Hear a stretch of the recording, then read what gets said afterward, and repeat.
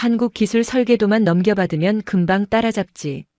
이 오만한 확신은 결국 한나라 조선업의 붕괴와 정권 몰락으로 이어졌습니다.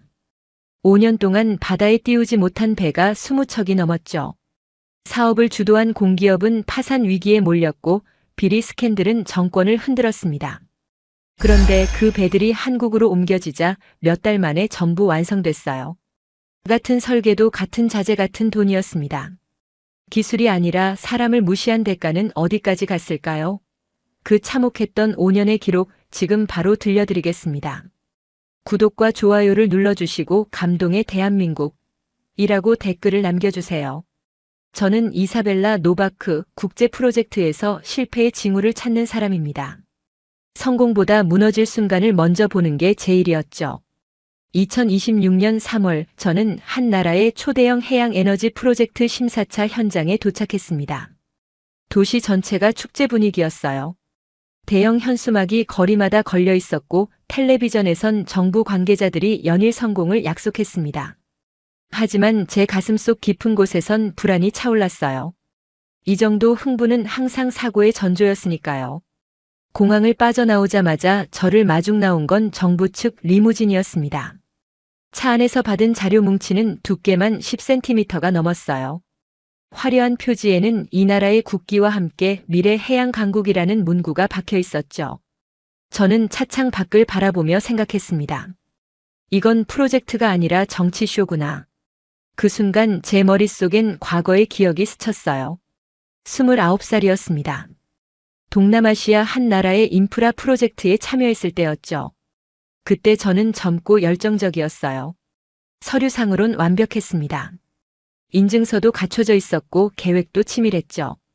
하지만 현장은 달랐어요. 위조된 인증서, 허위 보고서, 그리고 사고가 터졌을 때 책임을 회피하는 현지 파트너들. 저는 그 프로젝트에서 큰 상처를 받았습니다. 그 이후 제 마음속엔 한 가지 공식이 자리 잡았죠. 아시아 프로젝트는 겉만 번지르르하고 속은 불투명하다는 편견이었습니다. 호텔에 도착한 저는 체크인을 마치고 방으로 올라갔어요. 창문을 열자 항구가 한눈에 들어왔습니다. 거대한 크레인들이 늘어서 있었고 멀리 건조 중인 선박들이 보였죠. 그런데 이상했어요. 크레인은 많은데 움직임이 없었습니다. 선박들도 완성도가 제각각이었어요. 어떤 건 거의 다 된 것처럼 보였지만 어떤 건 뼈대만 앙상했죠. 저는 쌍안경을 꺼내 자세히 들여다봤습니다. 용접 부위가 고르지 않았어요. 부식 방지 도장도 엉성했죠. 제 심장이 빠르게 뛰기 시작했습니다. 이건 단순한 지연이 아니야. 뭔가 근본적으로 잘못됐어. 다음 날 아침 일찍 정부 청사로 향했습니다.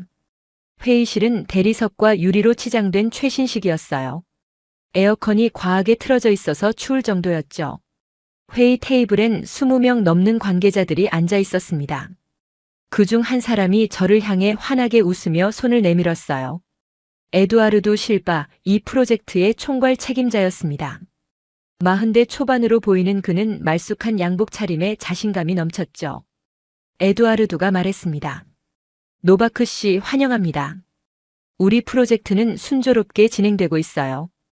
곧 이 나라는 해양 에너지 강국이 될 겁니다. 저는 고개를 끄덕이며 대답했어요. 자료를 검토해보니 일정이 상당히 지연된 것 같던데요. 에두아르도의 미소가 살짝 굳었습니다. 하지만 그는 곧 여유로운 표정을 되찾았죠. 초기 준비 단계에서 예상된 지연입니다. 곧 따라잡을 겁니다. 회의가 시작됐어요. 각 부서 책임자들이 돌아가며 보고했습니다. 모두 긍정적인 얘기뿐이었죠. 목표 달성률 90%, 품질 관리 완료, 안전 점검 통과. 저는 속으로 웃었습니다. 이건 보고가 아니라 각본이야. 숫자는 화려했지만 구체적인 근거가 없었어요. 저는 질문을 던졌습니다. 용접 불량률은 어떻게 되나요? 부품 공급망 안정성은요? 숙련공 확보 현황은요? 회의실이 조용해졌어요. 에두아르도가 저를 쳐다봤습니다. 그의 눈빛엔 불편함이 서려 있었죠. 노바크 씨, 그런 세부 사항은 현장팀이 관리하고 있습니다. 우리는 큰 그림을 봐야 해요. 저는 고개를 저었습니다. 세부 사항이 큰 그림을 만듭니다. 현장 데이터를 봐야 정확한 판단을 할 수 있어요. 에두아르도는 잠시 말이 없었습니다. 그러다 손뼉을 쳤죠. 좋아요. 오후에 현장 방문을 주선하겠습니다. 직접 확인하세요. 저는 고마워요라고 답했지만 속으론 확신했습니다. 이 사람은 뭔가 숨기고 있어. 점심 식사 후 저는 현장으로 향했어요. 정부 측에서 보낸 안내원이 함께했습니다. 젊은 남성이었는데 영어가 서툴렀죠. 저는 천천히 질문했어요. 이 프로젝트는 언제 시작됐나요? 안내원이 대답했습니다. 5년 전입니다. 저는 놀랐어요. 5년이나 됐는데 왜 아직도 이 모양이죠? 안내원은 난처한 표정을 지으며 말했습니다. 기술 이전이 쉽지 않았어요. 현장에 도착하자 소음이 귀를 찔렀습니다. 하지만 자세히 들어보니 이상했어요. 용접 소리가 드물었죠. 대부분은 사람들이 돌아다니는 발소리와 기계 공회전 소리였습니다. 저는 가장 가까운 선박으로 다가갔어요. 선체 표면을 손으로 만져봤습니다. 울퉁불퉁했어요. 용접 비드가 고르지 않았고 곳곳에 기공이 보였죠. 이건 합격품이 아니에요. 재작업해야 합니다. 안내원이 당황하며 말했습니다. 아직 검수 전이에요. 나중에 수정할 겁니다. 저는 다른 선박들을 둘러봤습니다. 상황은 비슷했어요. 어떤 선박은 거의 완성 단계인데도 품질이 엉망이었죠. 부품 창고도 확인했습니다. 재고가 쌓여 있었지만 정리가 안 돼 있었어요. 일부는 녹이 슬어 있었습니다. 저는 안내원에게 물었어요. 품질 관리 책임자를 만날 수 있나요? 안내원은 고개를 저었습니다. 오늘은 안 계십니다. 호텔로 돌아온 저는 노트북을 켰어요. 보고서를 작성하기 시작했죠. 하지만 손이 떨렸습니다. 이 프로젝트는 실패할 거야. 아니, 이미 실패했어. 그런데 아무도 인정하지 않고 있어. 저는 과거의 기억과 싸웠습니다. 또 아시아 프로젝트야. 또 같은 패턴이야. 하지만 한편으론 의문도 들었어요. 정말 아시아 전체가 문제일까? 아니면 이 나라만의 문제일까? 그날 밤 저는 잠을 이루지 못했습니다. 창밖으로 보이는 항구의 불빛이 제 눈을 자극했어요. 저 빛들은 희망일까 환상일까? 저는 이불을 뒤집어 쓰고 눈을 감았습니다. 하지만 머릿속엔 계속 질문이 맴돌았죠. 이 프로젝트를 살릴 수 있을까?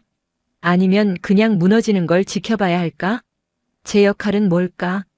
저는 답을 찾지 못한 채 뒤척였습니다.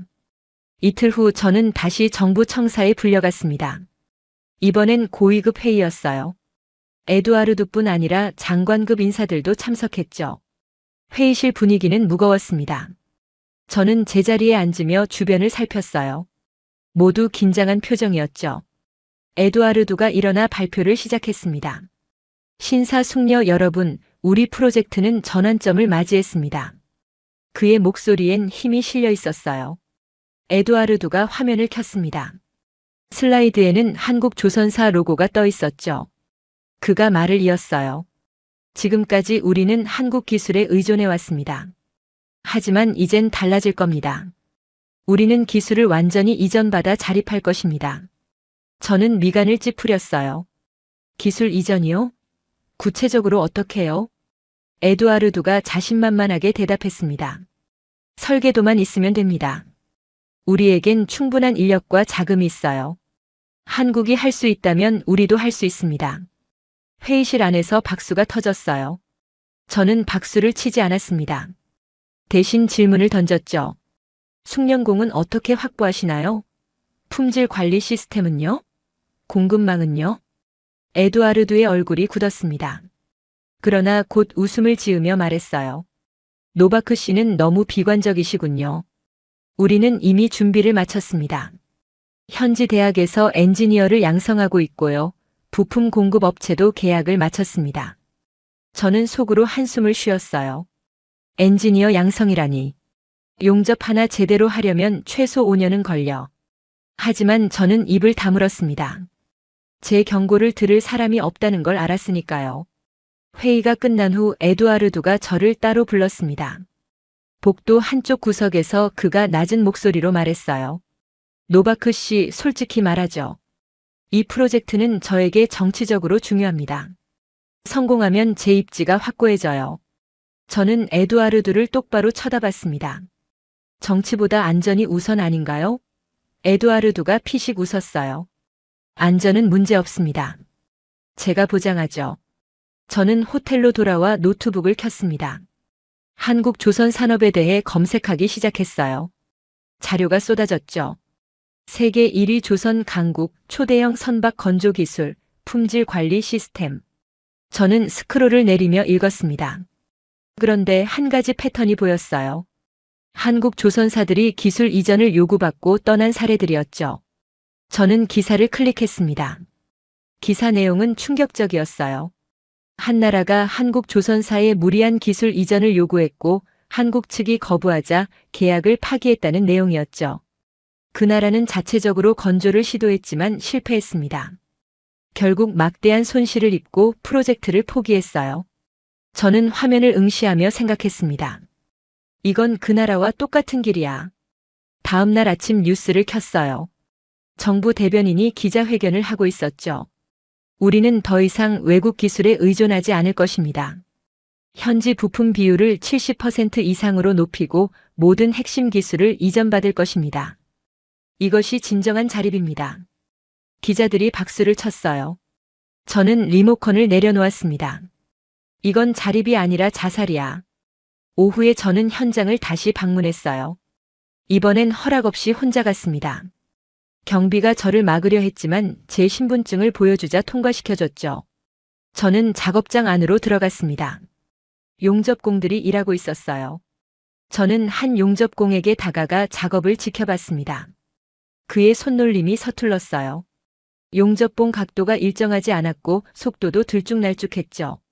저는 통역을 통해 물었습니다. 경력이 얼마나 되세요? 용접공이 대답했어요. 6개월이요. 저는 놀라움을 감추지 못했습니다. 6개월이요? 이 작업은 최소 3년 경력이 필요한데요. 용접공이 고개를 숙였어요. 저도 압니다. 하지만 숙련공이 부족해서 저희가 투입됐어요. 저는 주변을 둘러봤습니다. 대부분의 작업자가 비슷해 보였어요. 젊고 경험이 부족한 사람들이었죠. 저는 품질관리실로 향했습니다. 문을 열자 텅 비어 있었어요. 책상 위엔 먼지가 쌓여 있었고 서류는 몇 달째 업데이트되지 않은 것 같았죠. 저는 서류를 훑어봤습니다. 검사 기록이 조작된 흔적이 역력했어요. 불합격 항목이 합격으로 바뀌어 있었고 날짜도 소급 기재돼 있었습니다. 제 손이 떨렸어요. 이건 사기야. 조직적인 사기야. 저는 사진을 찍으려다 멈췄습니다. 이걸 공개하면 어떻게 될까? 프로젝트가 중단될까? 아니면 저만 쫓겨날까? 저는 갈등했어요. 하지만 결국 사진을 찍지 않았습니다. 증거보다 확신이 먼저 필요했으니까요. 저는 항구 끝까지 걸어갔습니다. 바람이 세게 불었어요. 파도가 방파제에 부딪히며 하얀 물보라를 일으켰죠. 저는 바다를 바라보며 생각했습니다. 저 바다 위에 떠야 할 배들이 왜 여기 묶여 있을까? 기술이 없어서? 돈이 없어서? 아니야. 자만 때문이야. 배울 생각은 없이 뺏으려고만 하니까. 그때 누군가 제 옆에 섰어요. 돌아보니 루시아 메넨데스라는 현지 기자였습니다. 그녀는 30대 후반으로 날카로운 인상이었죠. 노바크 씨 맞죠? 저는 루시아의 기사를 본 적 있어요. 정부 홍보에 협조적인 기자였죠. 네, 맞아요. 루시아가 말했습니다. 이 프로젝트 어떻게 보세요? 저는 조심스럽게 답했어요. 아직 판단하긴 이르죠. 루시아가 비웃듯 말했습니다. 솔직해지세요. 이미 망한 거 아시잖아요. 저는 루시아를 쳐다봤어요. 왜 그렇게 생각하죠? 루시아가 담배를 꺼내 물었습니다. 5년 동안 20척 넘는 배를 못 띄웠어요. 정부는 성공만 외치고 현장은 엉망이죠. 이게 성공으로 보여요? 저는 대답하지 않았습니다. 루시아가 연기를 내뿜으며 말했어요. 저도 처음엔 믿었어요. 우리도 할 수 있다고요. 하지만 현장을 취재할수록 확신했죠. 이건 기술의 문제가 아니라 태도의 문제라고요. 저는 루시아의 말에 공감했습니다. 하지만 입 밖으로 내진 않았어요. 대신 물었죠. 그럼 왜 계속 긍정적으로 보도하세요? 루시아가 쓴웃음을 지었어요. 먹고 살아야죠. 정부 비판하면 광고가 끊겨요. 하지만 언젠간 터질 겁니다. 그때 진실을 보도할 거예요. 루시아는 담배를 바다에 던지고 떠났습니다. 저는 혼자 남아 바다를 바라봤어요. 파도는 끊임없이 방파제를 때렸습니다. 저는 그 소리를 들으며 생각했죠. 진실은 파도처럼 계속 밀려올 거야. 막을 순 없어. 그날 밤 호텔 방에서 저는 보고서를 작성했습니다. 하지만 문장 하나하나가 무거웠어요. 제 경고가 받아들여질까? 아니면 무시당할까? 저는 키보드 위에 손을 얹은 채 멈춰 섰습니다. 그리고 결국 보고서를 저장하지 않았어요. 대신 침대에 누워 천장을 바라봤죠. 제 침묵이 나중에 후회로 돌아올 거라는 걸 그때는 몰랐습니다. 한 달이 지났습니다. 정부는 공식적으로 새로운 정책을 발표했어요. 현지 부품 비율 의무화와 핵심 기술 이전 강제 조항이 포함된 법안이었죠. 저는 청사 회의실에서 그 발표를 들었습니다. 에두아르도가 자랑스럽게 말했어요. 이제 모든 외국 기업은 우리 조건을 따라야 합니다. 기술을 넘기거나 떠나거나 둘 중 하나죠. 저는 자료를 받아들고 숫자를 분석하기 시작했어요. 현지 부품 비율 70%. 저는 계산기를 두드렸습니다. 현재 현지 부품 공급 업체 수는 12곳. 그중 품질 인증을 받은 곳은 5곳뿐이었어요. 나머지는 소규모 영세 업체들이었죠. 이걸로 70%를 어떻게 채워? 저는 에두아르도에게 물었습니다. 공급망 준비는 됐나요? 에두아르도가 자신있게 답했어요. 물론입니다. 새로운 공급 업체들과 계약을 진행 중이에요. 저는 고개를 저었습니다. 계약과 실제 공급은 다릅니다. 품질 검증은 얼마나 걸리나요? 에두아르도의 표정이 굳었어요. 그건 기술적인 문제고요. 우리 엔지니어들이 해결할 겁니다. 저는 더 이상 말하지 않았습니다. 회의가 끝나고 저는 혼자 자료를 검토했어요. 숙련공 양성 계획을 봤죠. 6개월 속성 과정이라고 적혀 있었습니다. 저는 비웃음이 나왔어요. 6개월로 숙련공을 만든다고. 이건 계획이 아니라 희망사항이야.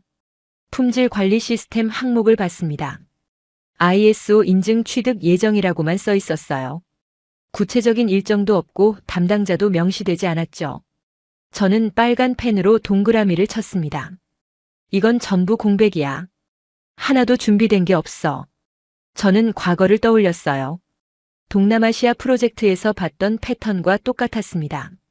화려한 계획서, 낙관적인 일정, 구체성 없는 실행안. 그때도 이랬어. 그리고 결국 무너졌지. 제 가슴속 깊은 곳에서 불안이 커졌습니다.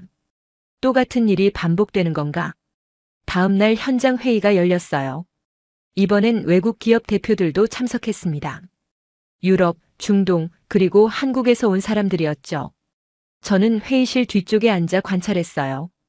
에두아르도가 새 정책을 설명하기 시작했습니다. 현지 부품 비율 70%, 기술 이전 의무화, 위반 시 계약 해지. 외국 대표들의 얼굴이 굳었어요. 한 유럽 대표가 손을 들었습니다. 이건 계약 위반 아닙니까? 원래 합의와 다릅니다. 에두아르도가 차갑게 답했어요. 우리 법이 바뀌었습니다. 따르시든지 떠나시든지 선택하세요. 회의실이 술렁였습니다. 저는 한국 대표 쪽을 봤어요. 그는 조용히 앉아 있었죠. 표정 변화가 거의 없었습니다. 그가 천천히 일어나 말했어요. 질문이 있습니다. 현지 부품의 품질 기준은 누가 관리합니까? 에두아르도가 대답했습니다. 우리 정부 인증기관이 관리합니다. 한국 대표가 다시 물었어요. 인증기관의 국제 승인 여부는요? 에두아르도가 잠시 말을 멈췄습니다. 그러다 답했죠. 현재 진행 중입니다. 한국 대표가 고개를 끄덕였어요. 알겠습니다. 검토 후 답변 드리겠습니다. 그는 자리에 앉았습니다.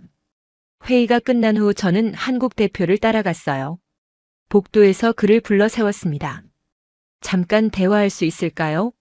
그가 멈춰 서서 저를 봤어요. 물론입니다. 우리는 근처 카페로 갔습니다. 커피를 주문하고 앉았어요. 저는 먼저 말을 꺼냈습니다. 솔직히 물어볼게요. 이 프로젝트 성공 가능하다고 보세요? 한국 대표가 커피를 한 모금 마셨어요. 그러고는 조용히 말했습니다. 현재 조건으론 불가능합니다. 저는 놀라지 않았어요. 역시 그렇군요. 한국 대표가 이어서 말했습니다. 기술 이전은 서류로 되는 게 아닙니다. 사람과 시간이 필요해요. 이 나라는 둘 다 준비가 안 됐습니다. 저는 고개를 끄덕였어요. 그럼 어떻게 하실 건가요? 한국 대표가 한숨을 쉬었습니다. 본사와 협의해야죠. 아마 철수할 겁니다. 억지로 진행하면 우리 명성만 망가져요. 저는 그의 말을 이해했어요. 명성은 한번 무너지면 회복하기 어렵죠. 저는 물었습니다. 혹시 다른 외국 기업들도 같은 생각일까요? 한국 대표가 고개를 끄덕였어요. 이미 두 곳이 철수 검토 중입니다. 결국 이 나라만 남게 될 겁니다. 저는 창밖을 바라봤어요. 거리엔 사람들이 바쁘게 오갔습니다. 아무것도 모른 채 일상을 살아가는 사람들이었죠. 한국 대표가 말했습니다. 노바크 씨, 조언 하나 드릴게요. 이 프로젝트에서 빠지세요. 손해만 볼 겁니다. 저는 씁쓸하게 웃었어요. 저도 그러고 싶네요. 하지만 계약이 있어서요. 한국 대표가 명함을 건넸습니다. 혹시 모르니 연락처 드릴게요. 필요하면 언제든 연락하세요. 저는 명함을 받아 주머니에 넣었습니다. 카페를 나오며 저는 생각했어요.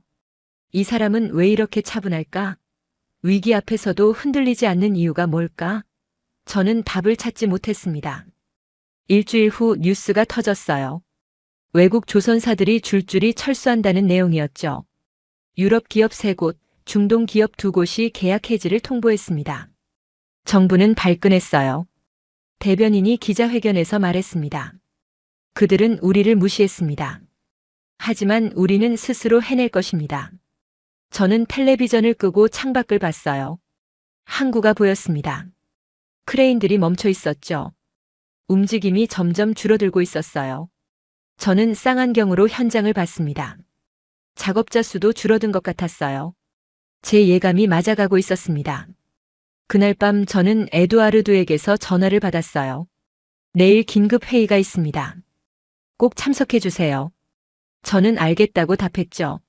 전화를 끊고 저는 침대에 누웠습니다. 천장을 바라보며 생각했어요. 이제 시작이구나. 붕괴가 시작됐어. 저는 과거 동남아 프로젝트를 떠올렸습니다. 그때도 이랬어.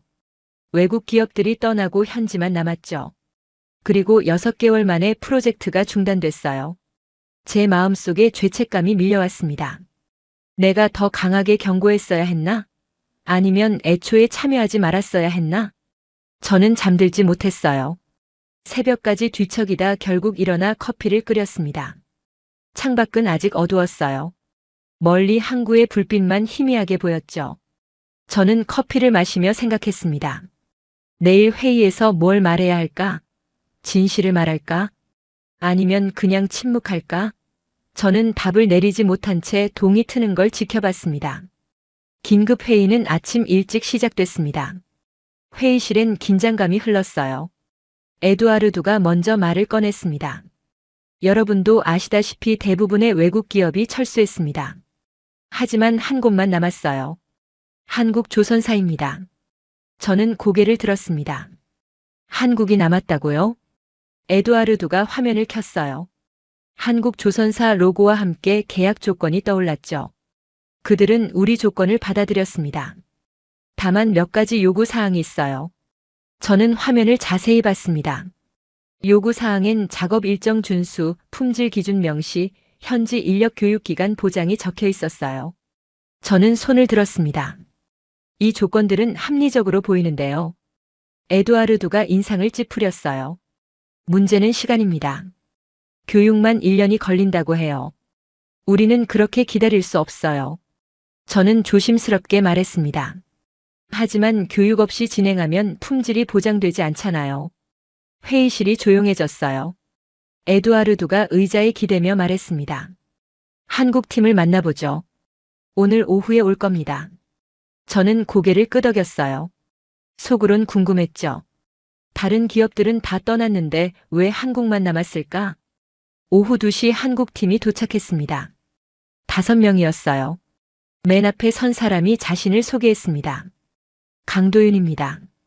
현장 품질 및 용접 총괄 책임자입니다. 저는 강도윤을 봤어요. 50대 중반으로 보이는 그는 말수가 적어 보였죠.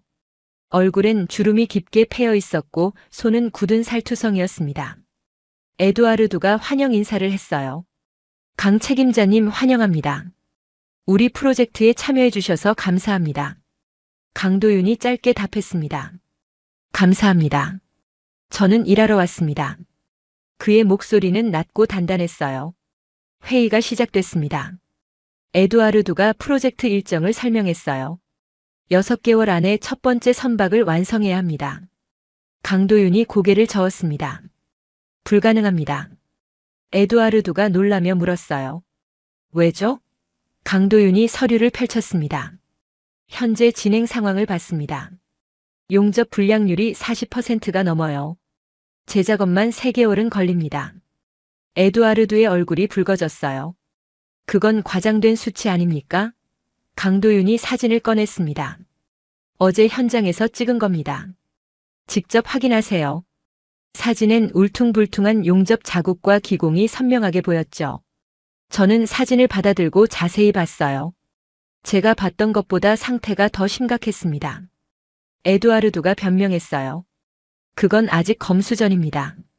나중에 수정할 겁니다. 강도윤이 차갑게 말했습니다. 나중은 없습니다. 지금 고쳐야 합니다. 분량을 쌓아두면 나중엔 손 쓸 수 없어요. 저는 강도윤의 말에 고개를 끄덕였습니다. 그가 맞아. 강도윤이 이어서 말했어요. 저희 조건은 3가지입니다. 첫째, 작업 일정은 현실적으로 조정합니다. 둘째, 품질 기준은 절대 타협하지 않습니다. 셋째, 현지 인력 교육에 충분한 시간을 줍니다. 이 조건을 받아들이면 진행하겠습니다. 에두아르두가 테이블을 쳤어요. 이건 우리를 무시하는 겁니까? 강도윤이 흔들림 없이 답했습니다. 무시가 아니라 현실입니다. 배는 서류가 아니라 기술로 만듭니다. 회의실 분위기가 냉랭해졌어요. 저는 두 사람을 번갈아 봤습니다. 한쪽은 자존심, 다른 한쪽은 원칙이었죠. 회의가 끝나고 저는 강도윤을 따라 나갔습니다. 복도에서 그를 불러 세웠어요. 강 책임자님, 질문 하나만 할게요. 강도윤이 멈춰 섰습니다. 말씀하세요. 저는 물었어요. 왜 이 프로젝트에 참여하셨나요? 다른 기업들은 다 떠났는데요. 강도윤이 잠시 생각하더니 답했습니다. 계약했으니까요. 저는 어이가 없었어요. 계약이요? 그게 이유의 전부인가요?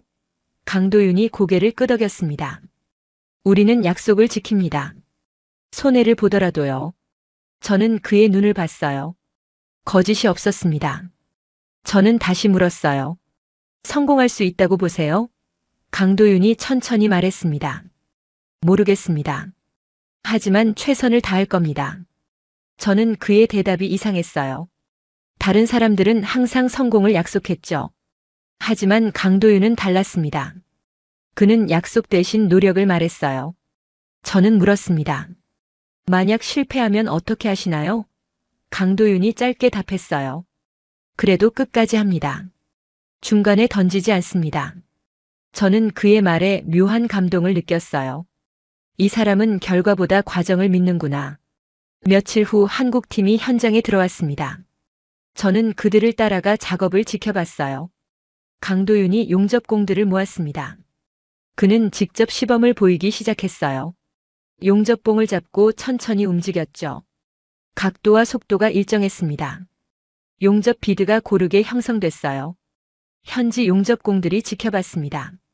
강도윤이 말했어요. 보셨죠? 이게 기본입니다. 이걸 1000번, 10,000번 반복해야 몸에 익습니다.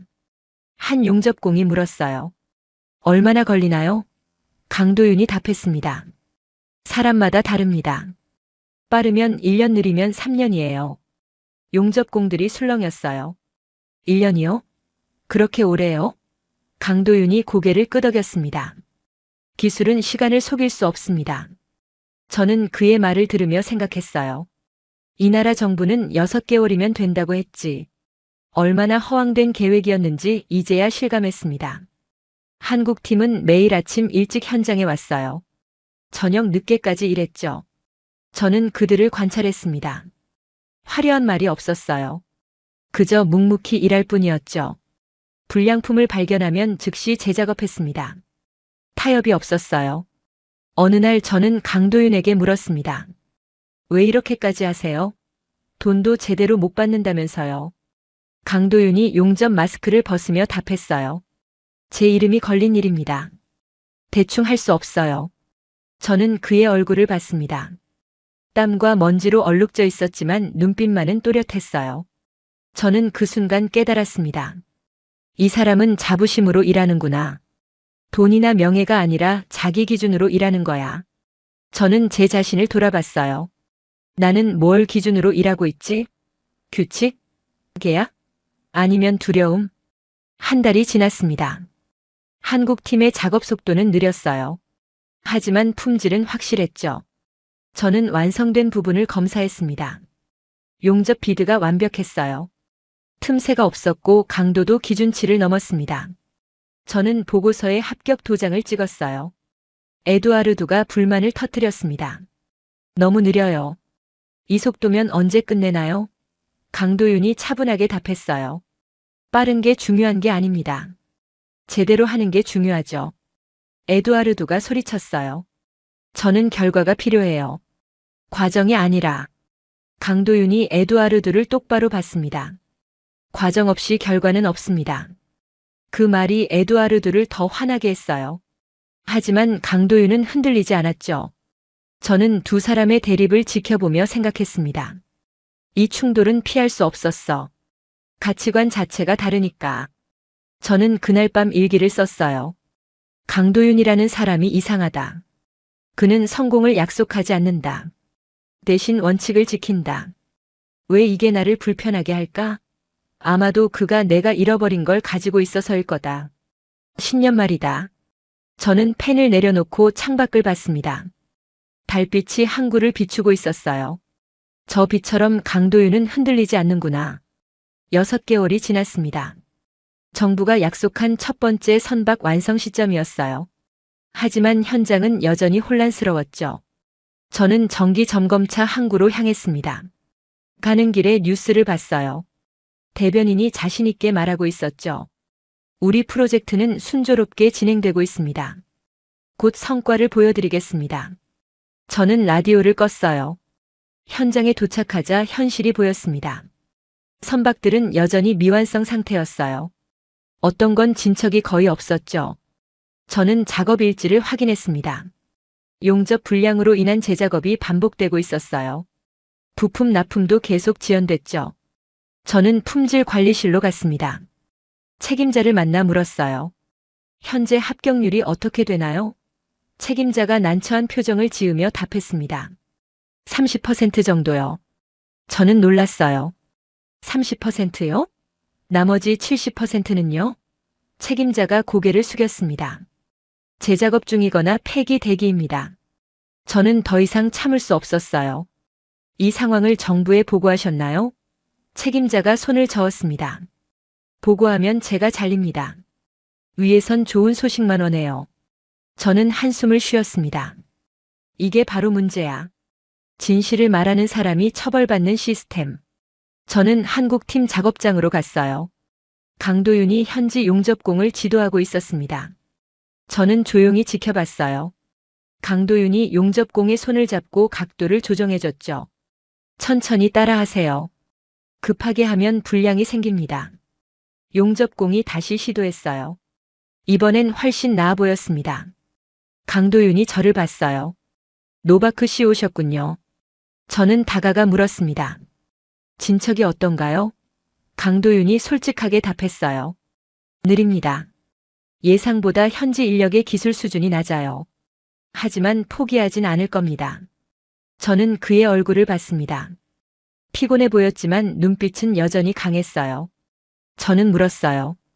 언제쯤 첫 선박을 완성할 수 있을까요? 강도윤이 고개를 저었습니다. 현재 속도론 최소 1년 더 필요합니다. 저는 깊은 한숨을 쉬었어요.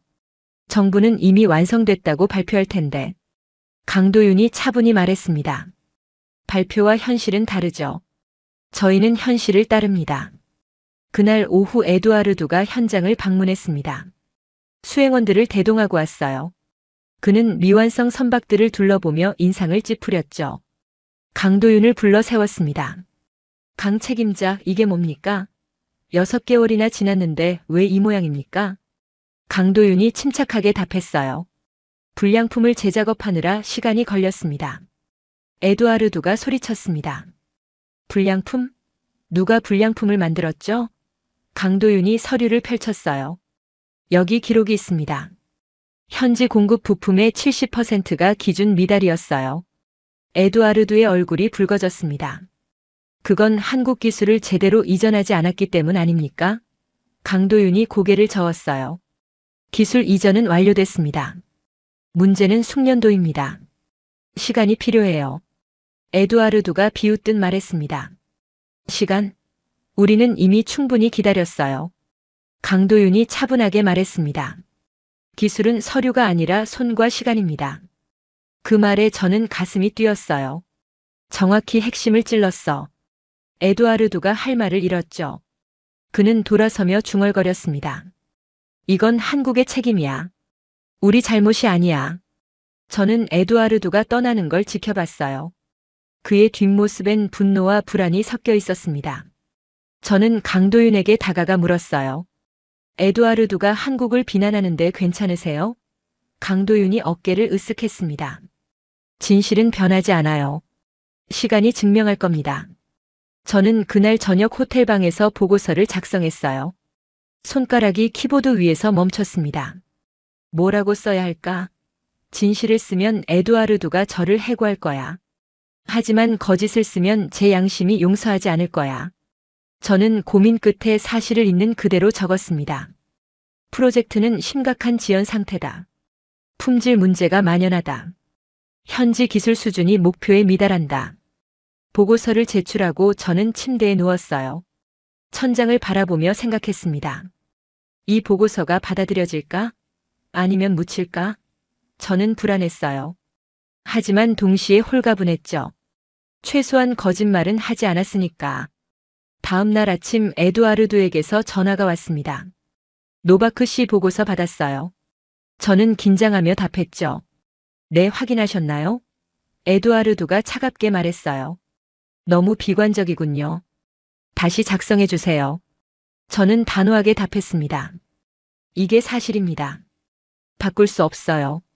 전화가 끊겼어요. 저는 휴대폰을 내려놓고 한숨을 쉬었습니다. 이제 관계가 틀어졌구나. 하지만 후회는 없었어요. 저는 제 원칙을 지켰으니까. 일주일 후 현장에서 사고가 났습니다. 불량 용접 부위가 무너져 내렸어요. 다행히 인명 피해는 없었지만 작업이 중단됐죠. 저는 급히 현장으로 달려갔습니다. 무너진 구조물을 봤어요. 용접 부위가 완전히 분리돼 있었죠. 강도윤이 현장을 조사하고 있었어요. 저는 그에게 다가가 물었습니다. 원인이 뭔가요? 강도윤이 용접 부위를 손으로 만지며 답했어요. 용접 강도가 기준의 절반도 안 됩니다. 누가 작업했는지 확인해야 해요. 저는 작업 일지를 확인했습니다. 현지 용접공이 혼자 작업한 구간이었어요. 저는 품질 검사 기록을 봤습니다. 합격 도장이 찍혀 있었어요. 제 손이 떨렸습니다. 이건 조작이야. 검사도 안 하고 합격 처리한 거야. 저는 강도윤에게 기록을 보여줬어요. 강도윤이 고개를 저었습니다. 이래서 시스템이 중요합니다. 검증 없는 합격은 의미가 없어요. 저는 에두아르두에게 전화했어요. 사고 보고를 해야 합니다. 에두아르두가 당황하며 물었습니다. 사고요? 저는 상황을 설명했죠. 에두아르두가 말했어요. 조용히 처리하세요. 언론에 알리지 마세요. 저는 화가 났습니다. 조용히요? 이건 안전 문제예요. 에두아르두가 협박하듯 말했습니다. 노바크 씨 계약서를 다시 읽어보세요. 기밀 유지 조항이 있어요. 저는 전화를 끊었습니다. 손이 부들부들 떨렸어요. 이 사람들은 사람 목숨보다 체면이 중요한 거야. 저는 루시아 기자에게 연락했습니다. 만날 수 있을까요? 중요한 얘기가 있어요. 루시아가 즉시 응답했어요. 지금 나갈게요. 어디서 만날까요? 우리는 항구 근처 조용한 카페에서 만났습니다. 저는 루시아에게 사고 상황을 설명했어요. 루시아가 메모를 하며 물었습니다. 증거가 있나요? 저는 사진과 작업 일지 사본을 건넸죠. 루시아가 자료를 보며 고개를 끄덕였습니다. 이거면 충분해요. 기사화하겠습니다. 저는 루시아에게 부탁했어요. 제 이름은 빼주세요. 루시아가 웃었습니다. 당연하죠. 제보자는 보호합니다. 저는 안도의 한숨을 쉬었어요. 이제 진실이 밝혀질 거야. 그날 밤 저는 잠을 이루지 못했습니다. 제가 한 일이 옳은 걸까? 아니면 배신일까? 저는 갈등했어요. 하지만 무너진 구조물을 떠올리자 확신이 섰습니다. 이건 배신이 아니야. 정의야. 저는 그렇게 스스로를 다독였습니다. 루시아의 기사가 나간 건 3일 후였습니다. 아침 신문 일면에 실렸어요. 해양 프로젝트 안전사고 은폐 의혹이라는 제목이었죠. 저는 신문을 펼쳐 읽었습니다. 루시아는 제 자료를 바탕으로 철저하게 취재했어요. 사진과 함께 작업 일지 조작 내용까지 담았죠. 정부는 즉시 반발했습니다. 대변인이 긴급 기자회견을 열었어요. 이건 악의적인 보도입니다. 프로젝트를 방해하려는 세력의 음모죠. 하지만 사람들은 믿지 않았어요. 소셜미디어엔 의심의 글이 쏟아졌습니다. 정말 안전한 거야? 우리 세금이 제대로 쓰이고 있는 거야? 저는 호텔방에서 상황을 지켜봤어요. 뉴스마다 이 사건을 다뤘죠. 전문가들이 나와 의견을 내놨습니다. 어떤 이는 정부를 옹호했고 어떤 이는 비판했어요. 저는 복잡한 심정이었습니다. 제가 원했던 건 진실이지 혼란이 아니었으니까. 에두아르두에게서 전화가 왔어요. 노바크 씨 지금 청사로 오세요. 당장이요. 저는 가방을 챙겨 나갔습니다. 청사로 가는 택시 안에서 저는 각오를 다졌어요. 뭐라고 하든 진실을 말하자. 물러서지 말자. 청사 회의실엔 많은 사람이 모여 있었습니다. 에두아르두뿐 아니라 장관들도 있었어요. 분위기가 살벌했죠. 에두아르두가 저를 쏘아봤습니다. 노바크 씨 이 기사에 대해 아는 게 있나요? 저는 침착하게 답했어요. 모릅니다. 하지만 내용은 사실인 것 같네요. 한 장관이 테이블을 쳤습니다. 사실이라고요? 이건 명백한 허위 보도예요. 저는 고개를 저었어요. 저도 현장을 봤습니다. 사고는 실제로 있었어요. 회의실이 술렁였죠. 에두아르두가 저를 노려봤습니다. 노바크 씨 어느 편인지 분명히 하세요. 저는 똑바로 대답했어요. 저는 진실 편입니다. 에두아르두가 비웃었습니다. 진실? 당신은 우리를 배신했어요. 저는 목소리를 높였습니다. 배신이 아니라 경고였어요. 안전을 무시하면 더 큰 사고가 납니다. 장관이 끼어들었어요. 노바크 씨 계약을 해지하겠습니다. 지금 당장 떠나세요. 저는 예상했던 일이라 놀라지 않았어요. 알겠습니다. 하지만 제 보고서는 국제기구에 제출될 겁니다. 장관의 얼굴이 굳었죠. 저는 회의실을 나왔습니다. 복도를 걸으며 홀가분함을 느꼈어요. 이제 자유로워졌어. 더 이상 거짓말에 협조하지 않아도 돼. 청사를 나서자 루시아가 기다리고 있었습니다. 어떻게 됐어요? 저는 간단히 답했죠. 해고당했어요. 루시아가 미안하다는 표정을 지었어요. 제 기사 때문이네요. 저는 고개를 저었습니다. 아니에요. 제 선택이었어요. 루시아가 물었습니다. 후회하세요? 저는 웃었어요. 전혀요. 오히려 속이 시원해요. 루시아가 담배를 꺼냈습니다. 노바크 씨 한 가지 알려드릴게요. 저도 더 깊이 파고들고 있어요. 이 프로젝트엔 뭔가 더 큰 문제가 있어요. 저는 관심이 생겼습니다. 무슨 문제요? 루시아가 연기를 내뿜으며 말했어요. 돈이요. 비용이 당초 계획의 3배가 넘었어요. 그런데 결과물은 없죠. 저는 놀랐어요. 3배요? 어떻게요? 루시아가 설명했습니다. 부품 재발주 재작업 인건비 폭등. 다 합치면 천문학적이에요. 그런데 장부는 깨끗하죠. 이상하지 않아요? 저는 고개를 끄덕였습니다. 횡령 가능성이 있군요. 루시아가 말했어요. 증거를 모으고 있어요. 곧 터뜨릴 겁니다. 저는 루시아의 결연한 표정을 봤습니다. 이 사람도 진실을 위해 싸우는구나. 저는 루시아에게 말했어요. 필요하면 제 자료도 드릴게요. 루시아가 고마워요라고 답했죠. 저는 호텔로 돌아와 짐을 쌌습니다. 며칠 안에 이 나라를 떠날 예정이었어요. 하지만 떠나기 전에 강도윤을 만나고 싶었습니다. 저는 현장으로 전화했어요. 강 책임자님 만날 수 있을까요? 강도윤이 답했습니다. 지금 오세요. 현장에 도착하자 강도윤이 작업복을 입고 있었어요. 저는 그에게 다가가 말했습니다. 저 해고됐어요. 강도윤이 놀라지 않았어요. 예상했습니다. 저는 물었죠. 어떻게요? 강도윤이 답했습니다. 노바크 씨는 진실을 말하는 사람이니까요. 이곳에선 그게 죄가 되죠. 저는 쓴웃음을 지었어요. 맞아요. 강도윤이 물었습니다. 떠나실 건가요? 저는 고개를 끄덕였습니다. 며칠 안에요. 강도윤이 말했어요. 안전하게 돌아가세요. 그리고 이 프로젝트는 잊으세요. 저는 고개를 저었습니다. 못 잊을 것 같아요. 강도윤이 작은 미소를 지었어요. 그럼 기억해 주세요. 한국 사람들이 끝까지 포기하지 않았다는 걸요. 저는 강도윤의 손을 잡았습니다. 기억할게요. 약속해요.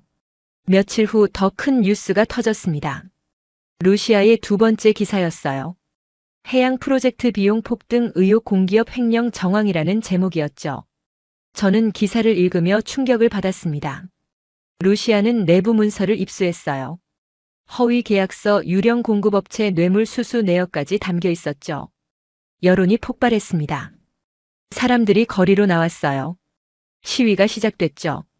텔레비전엔 매일 시위 장면이 나왔습니다.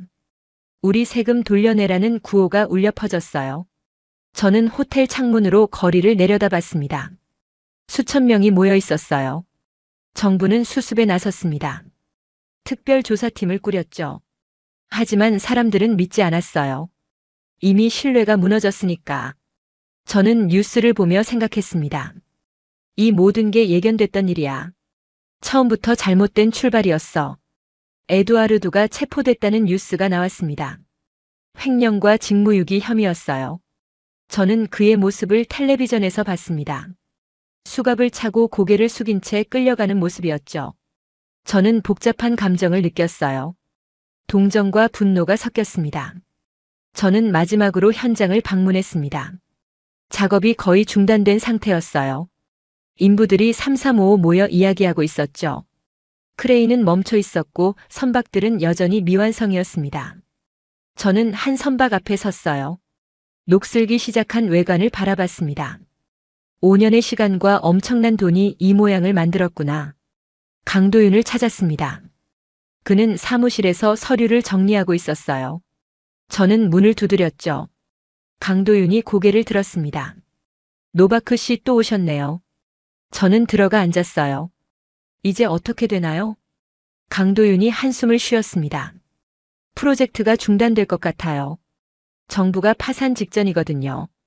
저는 고개를 끄덕였습니다. 그럼 한국 팀은요? 강도윤이 답했어요. 철수할 겁니다. 더 이상 진행이 불가능하니까요. 저는 강도윤의 얼굴을 봤습니다. 피곤해 보였어요. 실망하셨어요? 강도윤이 고개를 저었습니다. 실망보다는 안타까워요. 조금만 제대로 했어도 성공할 수 있었는데. 저는 그의 말에 공감했습니다. 정말 그랬어요. 욕심만 부리지 않았어도. 저는 강도윤에게 물었어요. 한국으로 돌아가시면 뭐 하실 거예요? 강도윤이 작은 미소를 지었습니다. 다른 현장으로 가겠죠. 제 일은 계속되니까요. 저는 감탄했어요. 이 사람은 정말 흔들리지 않는구나. 저는 작별 인사를 했습니다. 강 책임자님 건강하세요. 언젠가 다시 만나요. 강도윤이 악수를 청했어요. 노바크 씨도 건강하세요. 그리고 진실을 말하는 용기 잃지 마세요. 저는 고개를 끄덕였습니다. 꼭 그럴게요. 현장을 나서며 저는 뒤돌아봤습니다. 미완성 선박들이 항구에 줄지어 있었어요. 저 배들은 언제쯤 바다에 뜰까? 아니 뜰 수나 있을까? 저는 답을 알 수 없었습니다. 하지만 한 가지는 확신했어요. 문제는 한국도 기술도 아니었어. 태도였어. 배우려 하지 않고 뺏으려만 한 태도 말이야. 공항으로 가는 길이었습니다. 택시 안에서 라디오를 켰어요. 뉴스 속보가 나오고 있었죠. 해양 프로젝트 공기업 파산 위기 정부 긴급 대책회의 소집. 저는 볼륨을 높였습니다. 아나운서가 긴박하게 말했어요. 프로젝트 총 손실액이 국가 예산의 5%에 달할 것으로 추정됩니다. 저는 숫자를 계산해 봤어요. 천문학적인 액수였죠. 그 돈이면 학교를 지을 수 있었어. 병원도 지을 수 있었고요. 하지만 지금은 바다에 녹슬어가는 쇳덩이로 변했습니다. 저는 창밖을 바라봤어요. 거리엔 여전히 시위대가 있었죠. 공항에 도착했습니다. 체크인을 하고 탑승구로 향했어요. 대기실에서 뉴스를 봤죠. 루시아가 생방송에 나와 있었습니다. 그녀는 차분하게 설명하고 있었어요. 제가 입수한 문서에 따르면 프로젝트 초기부터 비리가 있었습니다. 허위 계약서가 20건 넘게 발견됐고요. 유령 공급업체가 15곳이나 됩니다. 사회자가 물었어요. 유령 공급업체요? 루시아가 설명했습니다. 실제로 존재하지 않는 회사예요. 서류상으로만 있죠. 돈은 이 회사들로 흘러갔지만 부품은 납품되지 않았어요. 결국 횡령이었던 겁니다. 저는 화면을 보며 고개를 끄덕였어요. 루시아는 정말 철저하게 조사했구나. 사회자가 또 물었습니다. 책임자는 누굽니까? 루시아가 망설임 없이 답했어요. 에두아르도 실바와 그의 측근들입니다. 하지만 이들만의 문제가 아니에요. 시스템 자체가 부패했습니다. 탑승 안내 방송이 나왔습니다. 저는 자리에서 일어나 게이트로 향했어요. 비행기에 올라 창가 자리에 앉았죠. 이륙 준비가 시작됐습니다. 저는 창밖으로 도시를 내려다봤어요. 저 도시 어딘가에서 사람들이 진실을 위해 싸우고 있었죠. 비행기가 이륙했습니다. 구름 위로 올라가자 도시가 점점 작아졌어요. 저는 눈을 감았습니다. 지난 몇 달간의 기억이 스쳐 지나갔죠. 에두아르두의 자만심, 강도윤의 원칙, 루시아의 용기. 그리고 제 침묵과 각성. 독일에 도착한 건 다음 날 아침이었습니다. 집에 들어서자 익숙한 냄새가 났어요. 저는 가방을 내려놓고 소파에 앉았죠. 노트북을 켜서 뉴스를 검색했습니다. 그 나라 소식이 국제 뉴스에도 나와 있었어요. 기사 제목은 충격적이었습니다. 해양 프로젝트 스캔들 정권 위기로 확대. 저는 기사를 클릭했어요. 대규모 시위가 계속되고 있다는 내용이었죠. 야당은 정부 퇴진을 요구했고 여당 내부에서도 분열이 일어났습니다. 댓글을 읽어봤어요.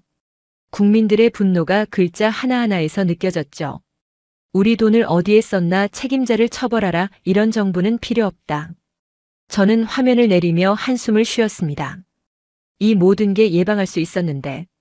며칠 후 더 큰 뉴스가 났습니다. 대통령이 국민에게 사과했다는 내용이었어요. 저는 영상을 찾아봤죠. 대통령이 고개를 숙이고 있었습니다. 국민 여러분께 깊이 사과드립니다. 프로젝트 관리에 실패했고 국민 세금을 낭비했습니다. 책임지겠습니다. 하지만 사람들은 용서하지 않았어요.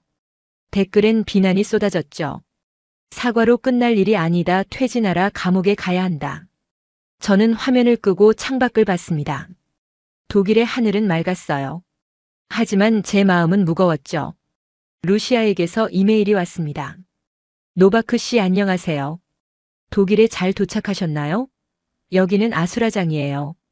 매일 새로운 비리가 밝혀지고 있어요. 에두아르두만이 아니라 그의 상사들도 연루됐습니다. 조만간 대규모 구속이 있을 것 같아요. 저는 답장을 보냈습니다. 루시아 고생 많아요. 조심하세요. 위험할 수도 있어요. 루시아가 곧 답했죠. 걱정 마세요. 저는 준비됐어요. 진실은 밝혀져야 하니까요. 저는 루시아의 용기에 감탄했습니다.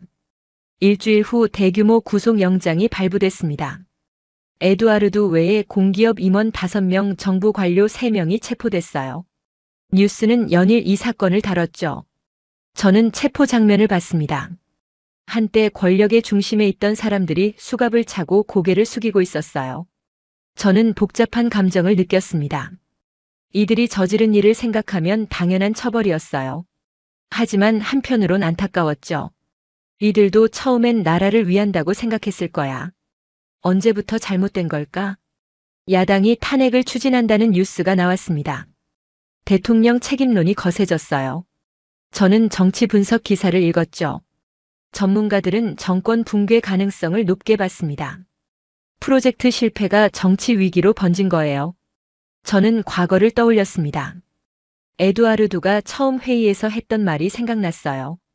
이 프로젝트로 정치적 입지를 확보하겠다. 결국 그 욕심이 자신과 정권을 무너뜨렸어. 저는 교훈을 얻었습니다. 욕심은 파멸의 씨앗이구나. 한 달이 지났습니다. 그 나라엔 새 총리가 임명됐어요. 전임 정부와 선을 긋겠다고 선언했죠. 저는 취임 연설을 봤습니다. 새 총리가 단호하게 말했어요. 프로젝트를 전면 재검토하겠습니다. 잘못된 건 바로잡고 책임자는 끝까지 처벌하겠습니다. 저는 희망을 느꼈어요. 드디어 제대로 된 사람이 나타났구나. 하지만 동시에 의문도 들었죠. 과연 이 혼란을 수습할 수 있을까? 저는 답을 알 수 없었습니다. 그날 밤 강도윤에게 이메일을 보냈어요. 강 책임자님, 그쪽 소식 들었어요. 정말 큰일이 벌어졌네요. 괜찮으신가요? 다음 날 아침 답장이 왔습니다. 노바크 씨 걱정해 주셔서 감사합니다. 저희 팀은 한국으로 돌아왔어요. 프로젝트는 중단됐고요. 아쉽지만 어쩔 수 없었습니다. 저는 강도윤의 답장을 읽으며 생각했어요. 한국 팀은 끝까지 최선을 다했어. 하지만 상대방이 준비가 안 됐으니 어쩔 수 없었지. 기술은 줄 수 있어도 태도는 바꿀 수 없으니까. 저는 깊은 한숨을 쉬었습니다. 6개월이 흘렀습니다. 저는 독일에서 새 프로젝트를 진행하고 있었어요. 하지만 그 나라 소식은 계속 확인했죠. 어느 날 뉴스를 보다 깜짝 놀랐습니다. 새 정부가 미완성 선박들을 한국으로 보내기로 결정했다는 내용이었어요. 저는 기사를 자세히 읽었습니다. 새 총리가 기자회견에서 말했어요. 우리는 현실을 인정해야 합니다. 자체 완성은 불가능해요. 한국 조선사의 제작업을 의뢰하기로 했습니다. 기자들이 질문을 쏟아냈죠. 비용은요? 총리가 답했습니다. 추가 비용이 들겠지만 이대로 방치하는 것보다 낫습니다. 저는 화면을 보며 감회가 새로웠어요. 드디어 현실을 받아들였구나. 하지만 이미 너무 많은 시간과 돈을 낭비했지. 저는 강도윤에게 이메일을 보냈습니다. 선박들이 한국으로 간다던데요. 그쪽에서 작업하시나요? 답장이 빨리 왔어요. 네, 저희 조선소에서 맡았습니다. 상태를 확인해 보니 생각보다 심각하더군요. 하지만 고칠 수 있습니다. 시간은 걸리겠지만요. 저는 안도했습니다. 역시 한국이라면 가능하겠구나. 2달 후 놀라운 뉴스가 났습니다. 첫 번째 선박이 완성됐다는 소식이었어요. 저는 믿을 수 없었죠. 5년 동안 못 만든 배를 2달 만에. 저는 관련 기사를 찾아봤습니다. 한국 조선소 관계자가 인터뷰했어요. 구조 자체는 괜찮았습니다. 다만 용접과 마감이 엉망이었죠. 전부 재작업했고 부족한 부품은 새로 제작했어요. 우리 숙련공들이 밤낮 없이 일한 결과입니다. 저는 화면 속 선박을 봤어요. 깨끗하고 단단해 보였죠. 댓글을 읽어봤습니다. 그 나라 사람들의 반응이었어요. 5년 동안 우린 뭐 한 거지, 한국은 2달 만에 해냈네, 부끄럽다. 저는 씁쓸했습니다. 이제야 깨달았구나. 기술의 차이를. 석 달이 더 지났습니다. 총 20척의 선박이 모두 완성됐다는 뉴스가 났어요.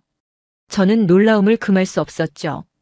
5년 동안 한 척도 못 만든 배를 5개월 만에 20척을. 저는 기사를 읽으며 감탄했습니다. 한국 조선소 대표가 인터뷰했어요. 특별한 기술을 쓴 게 아닙니다. 그저 기본에 충실했을 뿐이죠. 정확한 용접, 철저한 품질 관리, 숙련된 인력. 이게 전부예요. 저는 그 말에 깊이 공감했습니다. 기본이 전부였어. 화려한 게 아니라. 완성된 선박들이 다시 그 나라로 돌아갔습니다. 항구에 도착한 장면이 뉴스에 나왔어요. 사람들이 환호했죠. 하지만 저는 그들의 표정에서 부끄러움도 느껴졌습니다. 5년 전 한국을 비웃던 그 자신감은 어디 갔을까? 새 총리가 감사 인사를 했습니다. 한국에 깊은 감사를 드립니다. 우리의 오만을 용서해 주셔서 고맙습니다. 그리고 끝까지 책임을 다해 주셔서 감사합니다. 저는 총리의 진심 어린 표정을 봤어요. 드디어 겸손해졌구나. 저는 그날 일기를 썼습니다. 오늘 깨달은 게 있어. 기술은 훔칠 수 없다는 것. 그건 시간과 노력의 결과물이야. 서류나 돈으로 살 수 없어. 그리고 한국은 손해를 감수하면서도 약속을 지켰어. 그게 신뢰를 만들었고, 그 차이가 한 나라의 운명을 갈랐어. 강도윤에게 마지막 이메일을 보냈습니다. 강 책임자님 축하드려요. 불가능해 보였던 일을 해냈네요. 존경합니다. 답장이 왔어요. 노바크 씨, 저희는 그저 해야 할 일을 했을 뿐입니다. 그게 우리 방식이니까요. 저는 그 답장을 읽으며 웃었습니다. 역시 강도윤다워. 화려한 말 없이 묵묵히 일하는 사람. 그게 진짜 프로구나. 저는 그에게서 많은 걸 배웠어요. 원칙을 지키는 것, 과정을 믿는 것, 끝까지 책임지는 것. 몇 달 후 저는 컨퍼런스에 참석했습니다. 국제 프로젝트 관리자들이 모인 자리였어요. 휴식 시간에 한 참가자가 저에게 다가왔죠. 노바크 씨 맞죠? 그 프로젝트 담당하셨던. 저는 고개를 끄덕였습니다. 네, 맞아요. 그가 물었어요. 그 경험에서 뭘 배우셨나요? 저는 잠시 생각했습니다. 그러고는 답했죠. 기술보다 태도가 중요하다는 걸 배웠어요. 그리고 진실을 말하는 용기도요. 그가 고개를 끄덕였습니다. 중요한 교훈이네요.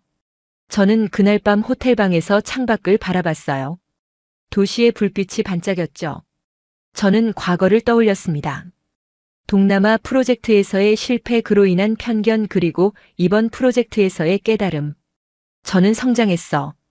편견을 버리고 진실을 봤어. 제 마음속엔 여전히 강도윤이 남아 있었습니다. 그의 단단한 눈빛, 흔들리지 않는 원칙, 묵묵한 헌신. 저는 그를 본받고 싶었어요. 화려하지 않아도 돼. 진실하면 돼. 1년이 지났습니다. 그 나라는 서서히 회복하고 있었어요. 새 정부가 개혁을 추진했고 부패한 관료들은 처벌받았죠. 프로젝트는 축소됐지만 완성된 선박들은 운영되기 시작했습니다. 저는 가끔 뉴스를 확인했어요. 선박들이 정상 작동한다는 소식이었죠. 한 기사가 인상적이었습니다. 한국 조선사의 추가 발주를 검토 중이라는 내용이었어요. 댓글엔 이런 글이 있었죠. 이번엔 제대로 배우자. 훔치지 말고. 저는 그 댓글을 보며 미소 지었습니다. 드디어 깨달았구나. 배우는 게 뺏는 것보다 낫다는 걸. 저는 노트북을 닫고 침대에 누웠어요. 제 마음은 평온했습니다. 그날 밤 꿈을 꿨어요. 항구에 서 있는데 선박들이 줄지어 바다로 나가고 있었죠. 강도윤이 제 옆에 서서 말했습니다. 보세요, 노바크 씨. 끝까지 포기하지 않으면 결국 완성됩니다. 저는 고개를 끄덕였어요. 네, 이제 알아요. 꿈에서 깨어났을 때 저는 확신했습니다. 이 경험이 제 인생을 바꿨어. 더 이상 편견으로 판단하지 않을 거야. 사실을 보고 진실을 말할 거야. 그게 제가 강도윤에게서 배운 가장 큰 교훈이었습니다. 저는 일어나 커피를 끓였어요. 창밖엔 아침 해가 떠오르고 있었죠. 새로운 하루가 시작됐습니다. 저는 커피를 마시며 생각했어요. 한국은 손해를 감수했고 신뢰를 얻었어. 그 차이가 한 나라의 운명을 갈랐어. 저는 이 진실을 평생 기억할 겁니다. 제 휴대폰이 울렸어요. 새 프로젝트 의뢰였죠. 아시아 국가의 인프라 프로젝트였습니다. 예전 같았으면 주저했을 거예요. 하지만 이젠 달랐습니다. 저는 답장을 보냈어요. 참여하겠습니다. 하지만 제 원칙대로 일하겠습니다. 저는 웃었습니다. 이제 저도 강도윤처럼 원칙을 지키는 사람이 됐어. 손해를 보더라도 진실을 말하고 끝까지 책임지는 사람. 그게 제가 되고 싶은 모습이었습니다. 마지막으로 강도윤에게 이메일을 보냈어요. 강 책임자님 덕분에 많이 배웠습니다. 이제 저도 원칙을 지키는 사람이 되고 싶어요. 언젠가 다시 뵙길 바랍니다.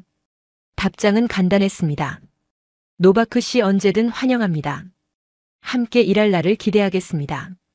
저는 휴대폰을 내려놓고 창밖을 바라봤어요. 햇살이 따뜻했습니다. 제 마음속엔 확신이 차올랐죠. 기술은 훔칠 수 없었어. 한국은 손해를 감수했고 신뢰를 얻었어. 그 차이가 한 나라의 운명을 갈랐어. 이 진실을 저는 절대 잊지 않을 겁니다. 감동특별시의 이야기는 여러분의 구독과 좋아요, 작은 관심으로 이루어집니다. 감동시민들의 이야기는 내일도 찾아오겠습니다. 감사합니다.